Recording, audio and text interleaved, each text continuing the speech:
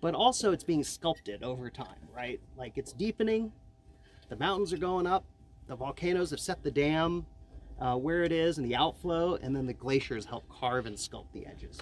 Amazing. All right, so I've always heard this stat that there are 63 tributaries into the lake, Yep. and only one out. Yep. So how long does it take maybe it takes 2 million years. How do you get a lake that's this full and this deep? Yeah, it takes time, right? Usually what we think happens in the lake that's of this depth, if you add a drop of water, like the snowpack that comes in the winter and spring, to the top of the mountain, and then you add it into the lake, it takes about 700 years for this water to fully flush through the system. And so you could imagine it took probably 500-700 years just to fill the lake. Wow. What's remarkable about this lake is that we also know that water doesn't just go out the outflow, but during the summertime when the heat is up and it's hot and some of us are on the beaches and we're hanging out and there's a lot of heat going on, we also lose water to evaporation. So the lake can actually lose water to the air. I've heard up to 8 feet a year evaporates just off the top of the lake. Nuts, right? It's totally nuts. And so that's a lot of water. Yeah, well, let's talk about how much water is in the lake. So there are 39 trillion gallons of water in Lake Tahoe. So that is the equivalent of over 1 billion gallons of water in 1 inch of the lake. Crazy. So when you're, I don't know if you can do math fast, but so we're talking about 8 feet of water times 12 times 1 billion. I mean, we're losing a lot of water. We're losing a lot of water off the surface. But if we take all of Tahoe's water and then we pour it on the surface of California, for example, it would fill the surface of California by 1 foot deep.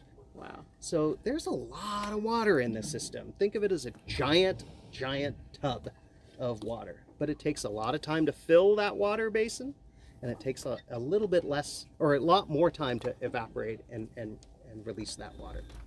Awesome. Yeah, Tahoe's amazing. What an amazing lake. All right, Lindsay, how far down are we? What's the depth? We just reached 404 meters. 404 meters. All right. And she's holding strong. Tim, 404 meters in feet for us? 1,200. 1,200 feet. Roughly. We're getting very close. All right, well, let's turn back to Sudeep now. So let's talk about the bottom of the lake. Yeah, so the bottom of the lake. I love lakes, and I love lakes for all sorts of things. But here at Tahoe, we have this remarkably, amazingly deep lake. And the bottom of a lake, I make it akin to a lung of a human, let's say. And so stepping back just for a moment, when you think about lakes and how they function, lakes function through their brains. That is the air around it and the geology we just talked about in the watershed. That puts material into the lake. And then from their brains, you might have the heart of a lake. And the heart of a lake is the open water, kind of like the oceans. The open water is the pulse of the ecosystem. You can measure its clarity, that Tahoe is very famous for, or we can measure the amount of algae production in the open water of the lake. But really, the lungs of a lake are the deep and shallow bottoms of a lake. The bottom of a lake, whether it's at the edge or that deep abyss, tend to receive those materials from the watershed, process them, and then return them when the water mixes every 4 to 7 years back into that water column.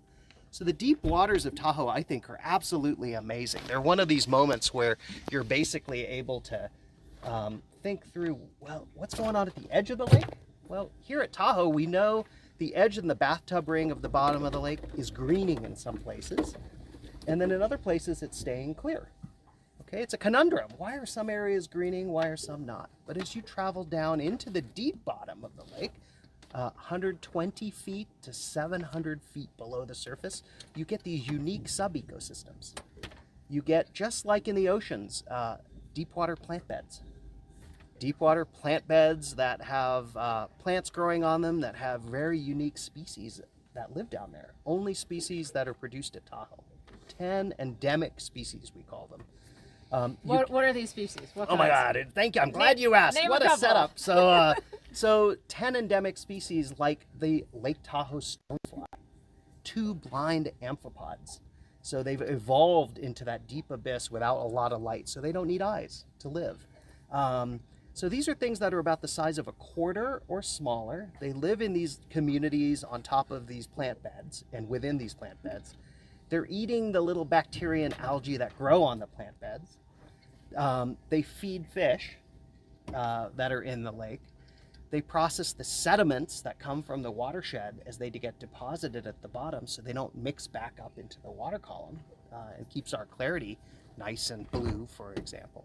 One of these species, I gotta say, Amy, one of my favorite species is the We're at the bottom. Tahoe stonefly. Stonefly. Oh, Oh, we my just gosh, made it to we the made bottom. it in All right. record time. We're at the bottom. Oh, All right. let's take a little break. Yeah, let's do that. Okay, so what do you expect us to see at the bottom of the lake? 1,400 plus feet below the surface, we're probably going to see some soft sediments, I hope. A ton of that. A ton of soft sediments. We're pulling our phones up because we can't actually see We are what going to you try to all look can and see what you're seeing. All right. Yeah, and so what you're, oh wow, very cool footage that's coming in. All right. Remember, this ROV has very special cameras on it, so that way, even though you're going into this dark abyss, the cameras are allowing us to see things like it's daytime. And you can see very, very soft sediments and cloudy material at the bottom.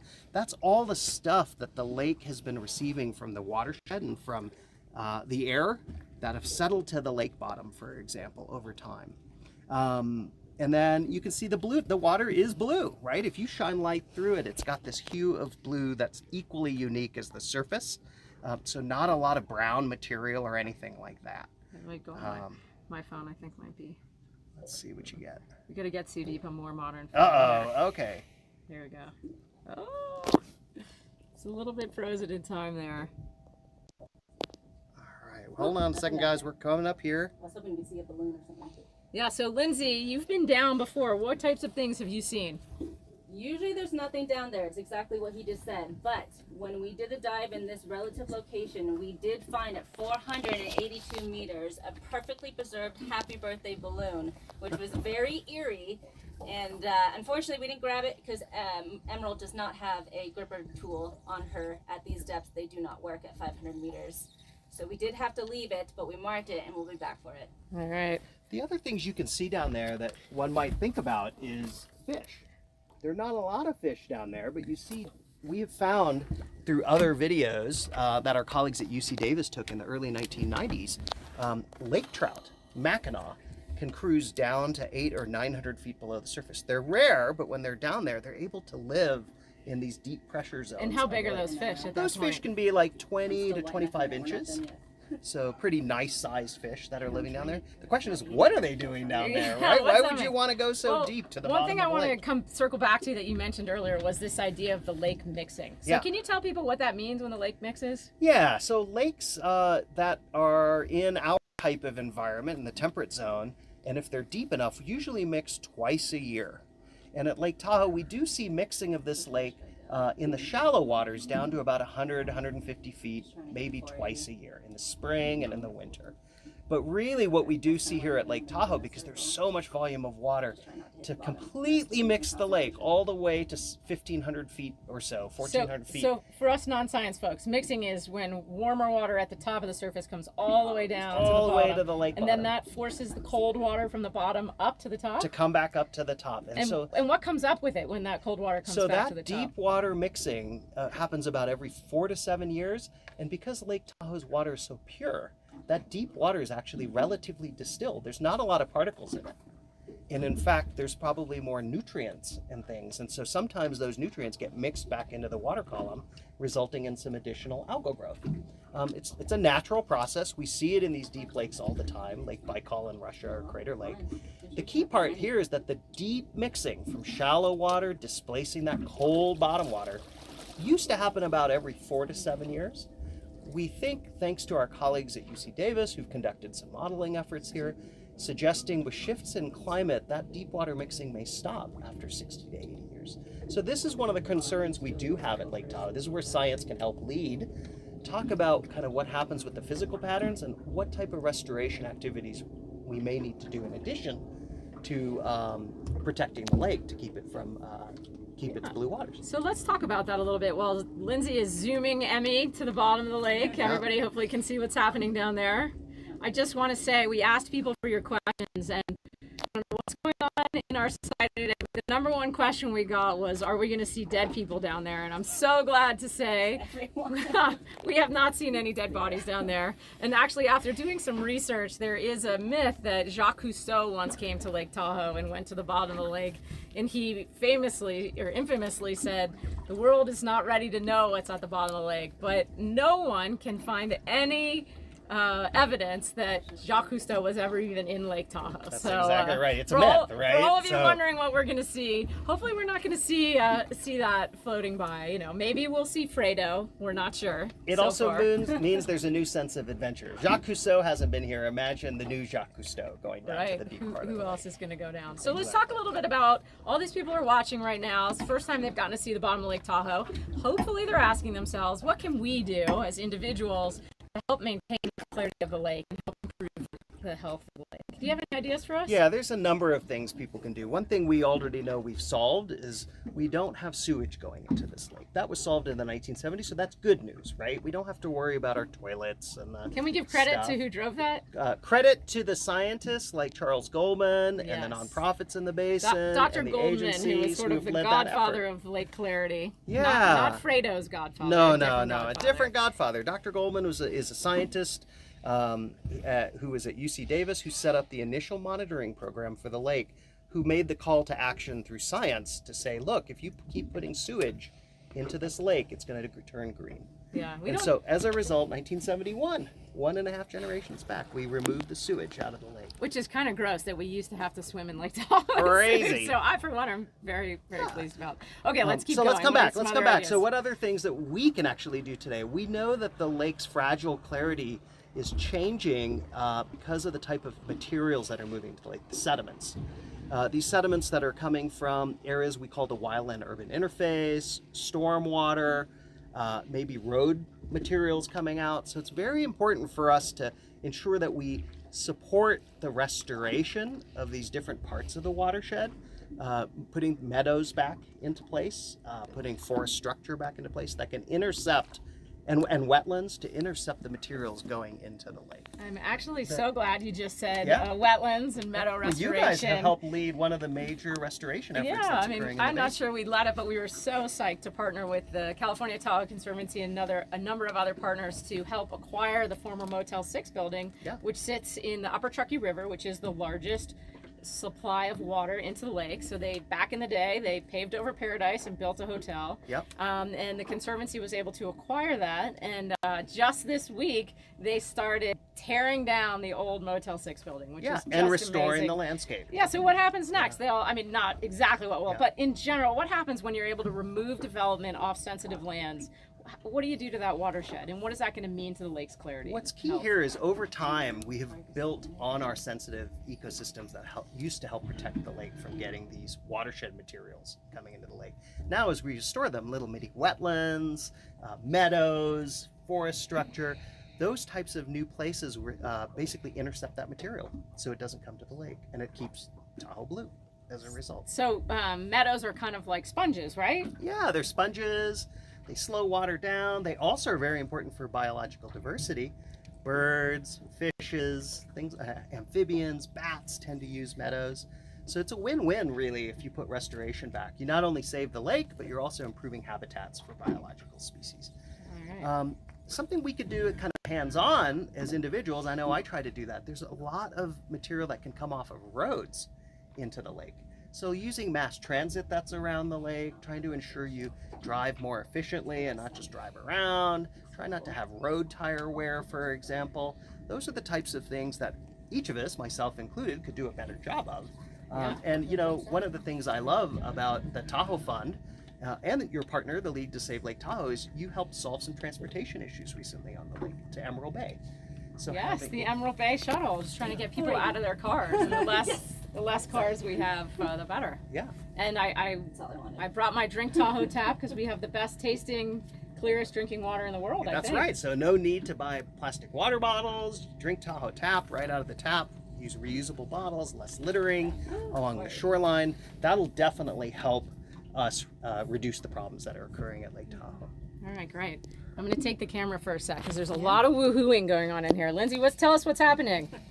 Well, when we first got to the bottom, it was about 477 meters, and my goal today was to get to 480, and we just got to the 480 mark, and that's when I freaked out. So, we got to our goal. So how's the instrument doing over there? Is it stable? And She's doing perfect. She's stabilized mode. Her internal pressure is holding great. Water temp is 4.8 Celsius. She is a little flawless today, so I'm very proud of Emerald. It's a good day for a dive. Great. So one thing you'll notice is this ROV is moving around, is in this abyss of sediment that you see, but you're also seeing particles. This thing is moving through what we call flocculent material that partially settles on the bottom, maybe bounces around a little bit. And so the little things that look like bubbles are probably pieces of sediment that have come from the watershed and settled to the bottom. Pretty cool to see it resting down there. that is wild. Yeah. Looks like Star Wars under there. I know. It is Beautiful exactly blue. like the ride. So Lindsay, tell us, what are you feeling right now? What are your emotions getting to the bottom of the lake, being able to share this with so many people around the world? Today was a mix of emotions. It started off with a lot of nerves, a lot of excitement, and luckily the nerves have subsided. We reached 480 meters, just a lot of excitement right now. Really proud of Emerald, really proud of the team, and just excited to be able to bring this attention to Tahoe Fund and Lake Tahoe on this day, and just really excited. Awesome. Can I I'm ask still you? trying to drive it though, so I'm still Oh, yeah, Well, okay, we don't want to let me distract ask- you. I wanna Don't ask you crash, a Emerald. Yeah, I want to ask you a technical question about Emmy over here, right? So you're using a joystick to control that. Yeah. Is it pretty sensitive to drive a remotely operated vehicle or a little mini submarine down to the bottom? And does that joystick, if you push it forward or backward, does it respond almost immediately like a video game? Yes, it is very finicky. You do have to really practice on it to get a little smooth on it, because if you just touch the dial for depth to either go up or down for diving, you really can just smack the bottom really, really easily, because it's very sensitive. All the buttons are very sensitive. But you just get used to it, and it gets easy, and it really is like a fun video game. Yeah. But I didn't grow up playing video games, so this was something for me to learn. And now I love it, and this is my favorite video game that was ever created. Chris, we haven't heard from you yet. Any thoughts on this day? I know you've put a lot of effort into this. It was a little stressful in the morning, but we got through the stressful part to make sure everything was going to work out well. And right now, it shows that it has been working out well. So we're all pretty happy with it right now. Way to go. Congratulations. I have to say, I am so excited to see all the flocculent sediment material down there. The lakes are bottom reservoirs of history, right? Some of that material is present day, but you could core through the bottom and we could get back to 1,000 years ago or 2 million years ago. Pretty neat. Very, very cool. Pretty awesome out here. Well, it's a gorgeous day in Lake Tahoe. We made it to the bottom of the lake. I could watch this forever, but I think we have to get people back to work. It is still a Friday morning out there. So can we get the team together? Caroline, you want to hop over with Chris and Lindsay? I think, on behalf of the Tahoe Fund, our board, our directors, our whole team, everybody, all of our donors, we really just want to say thank you so much for the years of effort that you've put into this, the hours you've spent. I mean, you guys made this look absolutely flawless today, and we know it took a lot of effort to get here and to do this. And we really just want to say thank you so much. And so, as Lindsay said, if you're interested in learning more, you can go to their website, restoring your website again. RestoreMyLake.org. RestoreMyLake.org. Obviously, you can learn more at the TahoeFund.org as well. And we just hope everyone who got to join us today, take a little piece of Tahoe home with you wherever you're watching this. Come out, enjoy Tahoe. Maybe try not to dive to the bottom of the lake. That might be more challenging, but we hope everyone will do their part to help us take care of Tahoe for many generations to come. So this is Amy Berry and Sue Deep and Tim Crandall and the team out. We've got the Arc electric boat out here helping us out today too. We are signing off from the middle of Lake Tahoe. Thank you all. Bye, guys. Bye.